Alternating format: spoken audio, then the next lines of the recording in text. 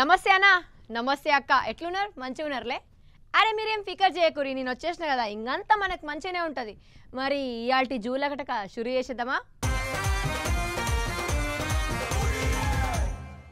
అవును మా సిద్ధయ్య కానొస్తలేడు ఏడికి పోయిండో సిద్ధయ్య ఓ సిద్ధయ్య ఏంది అలా లెస్స పరిశాన్ చేస్తున్నావు ఏమో పోపిల్ల ఎక్కడ దోస్తలేదు ఉప్పు తిన్న కోడే ఊరిపోయింది పప్పు తిన్న కోడే పారిపోయింది అన్నట్టు లోకంలో ఎవరమే గజిబిజి అయిపోయింది నువ్వు ఏమన్నా అనుకో అయ్యో ఏమైంది సిద్ధయ్య అంతగానే మళ్ళాడుతున్నావు నేను చూస్తుంటే నా పానం కూడా చిన్నబోతుంది అసలు ఏమైంది చెప్పు ఏముంది పిల్ల ఉపాయంగల్లోడు ఊరు మీద పడి బతికినట్టు తెలివి నోరున్నోందే రాజ్యం అయిపోయింది చిత్రాంగి నువ్వు ఏమన్నా అనుకో డబ్బుని చెప్పేమైందో ఒక్కటే ఊరబెడతా ఉంటావు వసిని ఏం చెప్పాలే పిల్ల నీకు ఇచ్చులు కచ్చకాయలు అబ్బా అబ్బా అబ్బా అబ్బా కాలిన పుండు మీద ఉప్పు చల్లినట్టు కయ్య మొత్తుకుంటున్నావు నా బాధ నాకుంటే నువ్వు ఒకటి నడవంగా అదే నీ బాధ ఏందో చెప్పు నేను కూడా పంచుకుంటా నువ్వున్నాక నాకేం బాధ చిత్రాంగి కానీ అద్వాని సార్ను చూస్తుంటే పానం గోరికిస్తుంది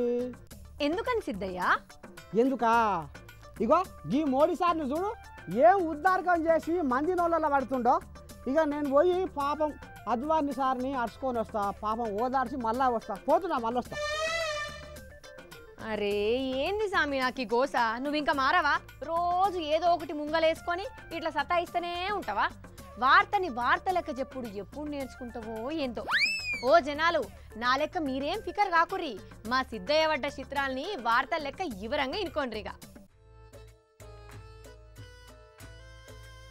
ఓరల్లా చూస్తాన్రా రాజకీయ కురువృద్ధుడు ఎల్కే అద్వాని సార్ని అయ్యో ఇప్పుడు గీనను చూస్తా అంటే సానా రందైతుందల్లా మనసులా కంట నీరొచ్చేటంత మనాది మొదలైంది ఏండ్ల సంధి అలసట లేకుండా చేస్తున్న రాజకీయం ఇక ఇప్పుడు ఈలుగానంత దూరం పోతుంది ఈయన నుంచి అయ్యో అయ్యో ఎంత ఘోరం మనసుకి ఎంత భారం 184 మంది ఉన్న కాషాయం ముందుగాల లిస్టులా గీ పెద్ద మనిషి పేరు కనపడలేదట అబ్బా ఎంత ఆశ్చర్యం అవుతుందల్లా 91 ఏళ్ల వయసున్న గీ అలుపేరుగని బాటసారికి బీజేపీ ఆఫీసుకి బాట లేకుండా అయిపోయానుల్లా మోడీ అమిత్ షా జోడీ చేసిన గారడికి గీ గాడ్ ఫాదర్ గుర్తుకు రాలేదుల్లా ఎంతటి ఈ చిత్రము అలుపెరుగని పోరాటంతో పార్టీని పైకి తెచ్చిన ఆరాటం గీళ్లకు కూసంతైన యాదికి లేదా అనుల్లా గుజరాత్ గాంధీనగర్లా అద్వాని సార్కి తిరిగే లేదుల్లా పోటీకి నిలబడ్డ ప్రతి పాలి గీయన్నే గెలిచేటోడు పక్క పార్టీలు కూడా నిల్చోవాలంటేనే వణికిపోయేటంత సత్తా ఈ సీనియర్ మోస్ట్ లీడర్ దేనల్లా అటువంటి మనిషి పోటీ చేసేటి గడ్డ మీద అమిత్ షా నిల్చోనికి సిద్ధమవుతుండల్లా మోడీతో కలిసి లిస్టు తయారు చేసి రాజకీయ పాఠాలు నేర్పిన గురువుని రాజకీయాలకి రెస్టు ఇచ్చేటట్లు చేసిర్రు గురువును మించిన శిష్యులయ్యిర్రల్లా ఎంత గ్రేటు ఈ మోడీ అమిత్ షా సార్ల నయా ఫీటు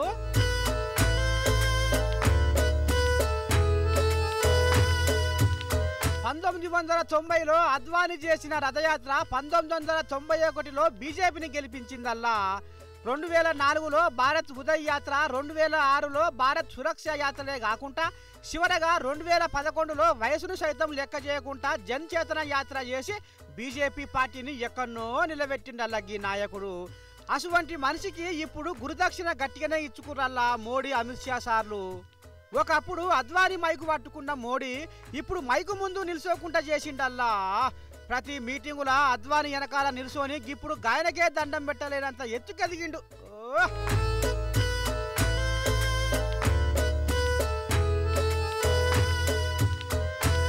91 ఏళ్ల వయసులో మంచి తీపి గుర్తు ఇచ్చిండల్లా ఈ బీజేపీ కోసం అలసట లేకుండా కష్టం చేసిన సేవకుడికి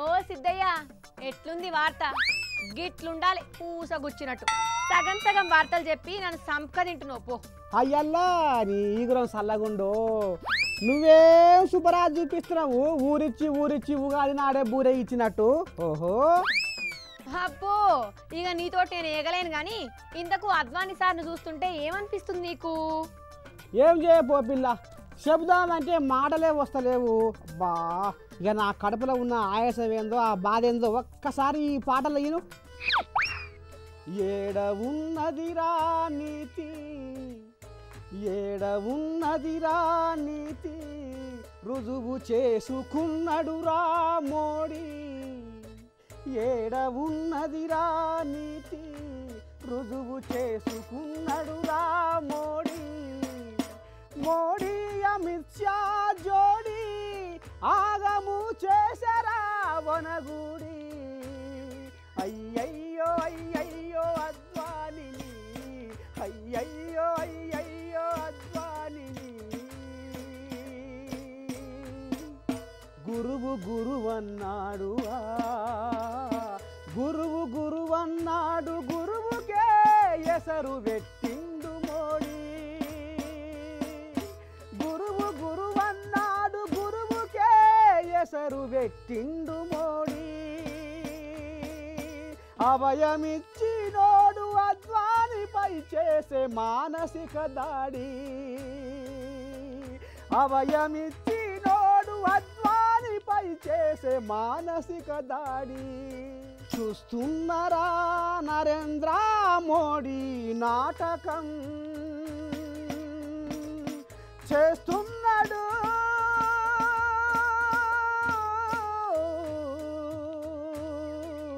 కళ్ళ కపట రాజకీయము కళ్ళ కపట రాజకీయము లేసి దండం పెట్టే గురువు సంస్కారము చూడరా లేసి దండం పెట్టే గురువు సంస్కారము చూడరా పట్టించుకొని మోడీ మర్మమేందో ఎరుగరా అద్వాని నీడలో పెరిగిన మోడీకి యాదికొస్తాలేడ గురువని అద్వాని నీడలో పెరిగిన మోడీకి యాదికొస్తాలేడ గురువని ఎక్కడుందిర న్యాయము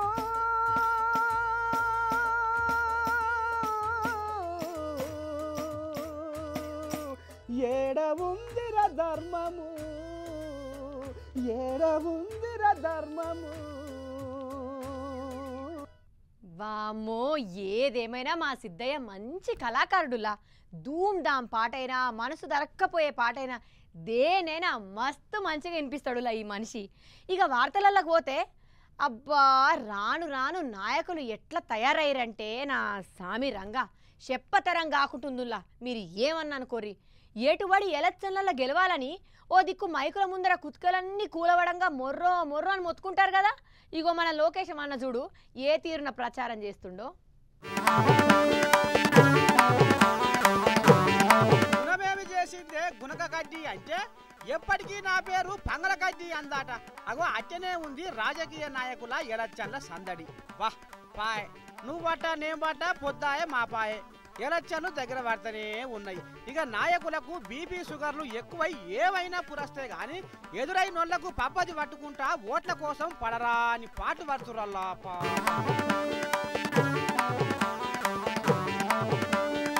మరి పడాలి గానుల్లా వాళ్ళనో వీళ్ళనో బతిలాడితేనేగా ఓట్లు రాలేది. ఓ 6 రోజుల పాటు బిర్ర కష్టపడితేనే మళ్ళా 5 ఏళ్ల దాకా కోనా అనుకుంటా కాలు మీద కాలేసుకొని దర్జాగా బతుకోవచ్చు.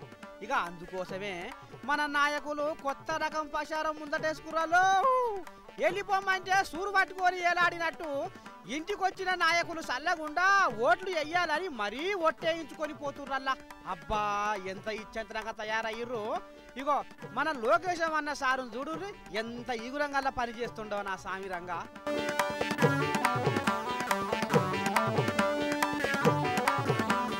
పాపం ఓట్ల కోసం కటింగ్ షాపులా ఏం చేస్తుండో కానొస్తున్నాదుల్లా.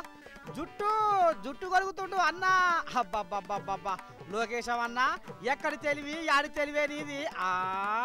మంత్రసాని ముందర మర్మం దాచినట్టు నువ్వు దేనికోసం నెత్తి కొరుగుతున్నావో పబ్లిక్ ఎరకలేదనుకుంటున్నావే అన్నా. అబ్బో కానీ గింత బుద్ధిగల పని ముందటేసుకున్నందుకు నీకు ఏం అవార్డు ఇయ్యాలో ఏమో అర్థమైతలేదే అన్నా. నువ్వేమన్నా అనుకో.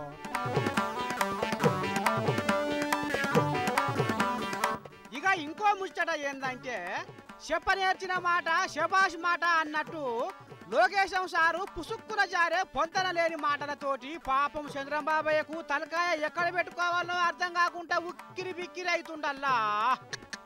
అయ్యో ఇప్పటికే యుద్ధానికి మోపైన ప్రతిపక్షాలను ఎట్లా ఎదుర్కోవాలి అని ఓ దిక్కు రంది పడుతుండే. ఇక పోతే నరం కనిపెట్టి వాత పెట్టే కేసీరావు రిటర్న్ గిఫ్ట్ ఇస్తానే కదా. ఇక మరి ఏం బహుమతి ఇస్తాడో ఏం కథో అని లోపటంగా నా పని మట్టసంగా చేస్తట్టే ఉన్నారని పుచ్చడు పికర్తోని కుమిలిపోతుండే మన సారు సల్లగుండా.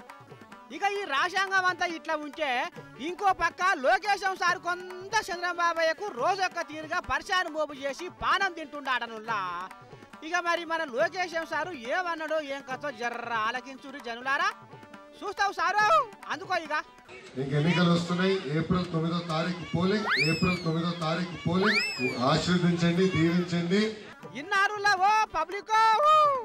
11 తారీఖు ఎలక్షన్లు అయితే 9 తారీఖు అని పుసుక్కున్న మాట జారిండు. ఇక పక్కపోయింటే ఆయన ఎవరో కానీ తెలివి కల్లోడే ఉన్నట్టుండులా ఈ కళ్ళద్దాల లీడరు. యశ 9 తారీఖు కాదు 11 తారీఖు అని ఓ దిక్కు చెవులో చెప్తుంటే నాకు కాదు నా తలకు చెప్పు అన్నట్టు చేస్తుండు ఈ లోకేశం సారు సల్లగుండా. లోకేశం సార్ తోటి కొంత చంద్రబాబుకు చాలా కష్టం వచ్చిందల్లా. మీరు ఏమన్నా అనుకోర్రి. అయ్యయ్యో. ఇక చివరి వార్త ఏంటంటే నిన్నగాక మొన్న వైసీపీలకు పోయిన ఓ సినిమా నిర్మాత జరంత ఇరకాటంలో పడ్డడులా. నిజంగానే నోరు జారిండో లేక ఎవళ్ళన్నా పగబట్టి చేసిన పనో గాని మాస్తు రందైతాడు గా మనిషి. ఇక ఇప్పుడు తీరికగా కూర్చొని నేను ఆ మాటలు అనలేదనుకుంటా సంజాయిచి ఇస్తాండులా గబ్బడా ప్రొడ్యూసర్ కమ్ పొలిటికల్ లీడర్. ఓ జనాలు చూస్తుండ్రా, సైన్మా నిర్మాత పీవీపీ సార్ని ఈయననుల్లా లటుక్కు నోరు జారి చటుక్కున సురుగు తగిలించుకున్నాడు. నిన్నగాక మొన్న వైసీపీలో చేరి విజయవాడ ఎంపీ టికెట్ అందుకున్నాడో లేదో ఇప్పుడు ఎమ్మటే వార్తలకు ఎక్కిండు. ప్రత్యేక హోదా బోరింగ్ సబ్జెక్ట్ అనుకుంటా అధికార పార్టీలు ఇరగబడి విమర్శలు చేసేటంత ఛాన్స్ ఇచ్చిండు ఈ మనిషి. ఇక సారు తీరిగ్గా సమాధానాలు ఇయ్యనీకి కూర్చున్నాడు కదా, ఈయన్ని అడుగుదాం పారి. ఓ సారు, ప్రత్యేక హోదా బోరింగ్ సబ్జెక్ట్ అంటే ఇవి కదా, ఎట్లా బోరింగ్ సబ్జెక్ట్ సారు? జరంత వివరం ఇయ్యరాదు. నేను నిన్న మాట్లాడేది వక్రీకరించి డాక్టర్ చేసి దాన్ని 24 గంటలు రాద్ధాంతం చేశారు. ఓ జనాలు చూస్తుండ్రా, సార్ ఎట్లా వివరం ఇచ్చిండో. నా మాటల్ని వక్రీకరించిరని చెప్తాండులా. అయినా సారు నీ మీద గిట్లా ఎందుకు పగబట్టిరు సారు? అసలే కొత్తగా రాజకీయాలకు వస్తుంది, అయినా ఎట్లా వక్రీకరించిరంటావు నీ మాటల్ని? నేను మాట్లాడిన 5 నిమిషాల స్పీచ్లో రెండు వర్డ్స్ వాడి కట్ చేసి అబ్బో కరెక్ట్ గా 2 పదాలు కట్ చేసి నన్ను ఇట్లా బద్నాం చేయడానికి చూస్తాడంటాండ్రులా సారు. ఓ సారు, రాజకీయాలకి అసలే కొత్తాయే, ఒకవేళ నువ్వే అట్లా అనుంటావేమో జర check చేసుకోరాదు. The only political party that has been consistent and committed to granting special status from inception of the state has been YSR Congress Party, and I rest my case there. వామ్మో, ఈ మనిషి మామూలుగా లేడులా. నేనుగా boring అన్న మాట మాట్లాడలేదనుకుంటా ఇట్లా సురుకు చూపిస్తుండు.